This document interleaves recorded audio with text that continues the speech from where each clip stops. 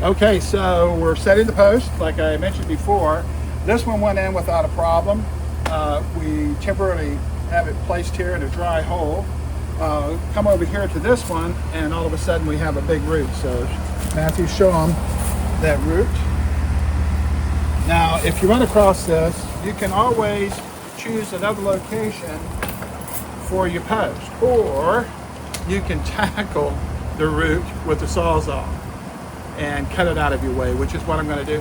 Matt, keep running while I do this. You can come on over a little closer.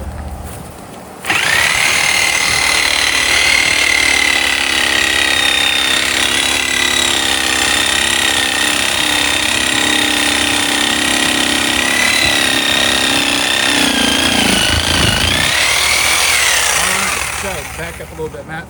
We have broke through on one side. Now I'm going to cut the other side. Okay, so we have removed the obstruction out of the post hole. As you can believe it, it's just this. No need to change your fence line for something like that when you have a Sawzall.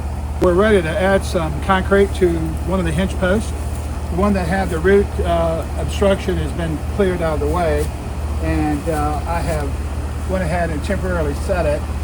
It's, come on up here, Matt. Come right behind me, I guess, a little bit. I wanted everybody to see the string line up here. We're running pretty much level across the top from one end to the other.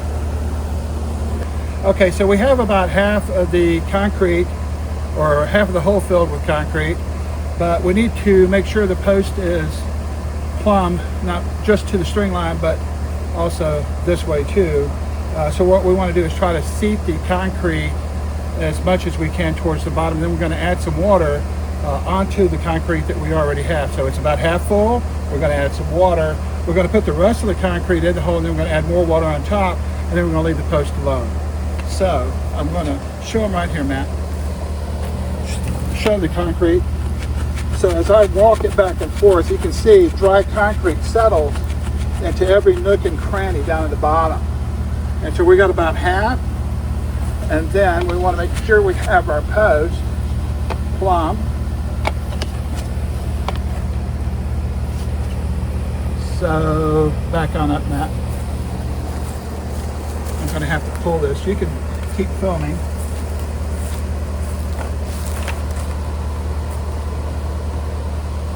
Okay, so we're plumb this way, and we're just off of the string line, which is exactly what we want, and we're plumb that way. We have the concrete seated and settled in the bottom about halfway. When I come back, we're going to add some water, and we're going to add the rest of the concrete. So now let's add the water.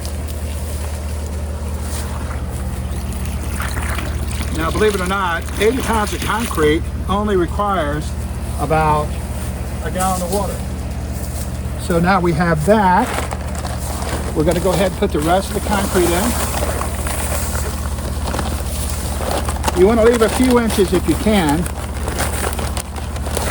so the grass has a chance to grow. I'm going to go ahead while the concrete's still wet, and I'm going to go ahead and walk it in.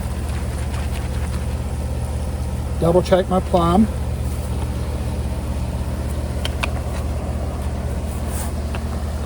Perfect. Perfect on the line. Now we're going to add a little water to the top.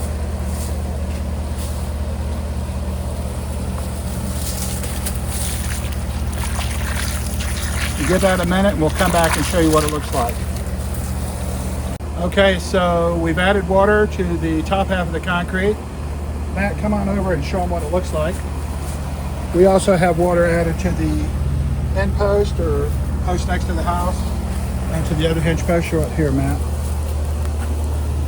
So remember, pour half the concrete in, add water, and then put the other half in across the top. And then this concrete will set in about an hour. It'll cure in 24 hours. If you can let this sit for 2 or 3 days, all the better. We'll see you when we're ready to put the double gate together.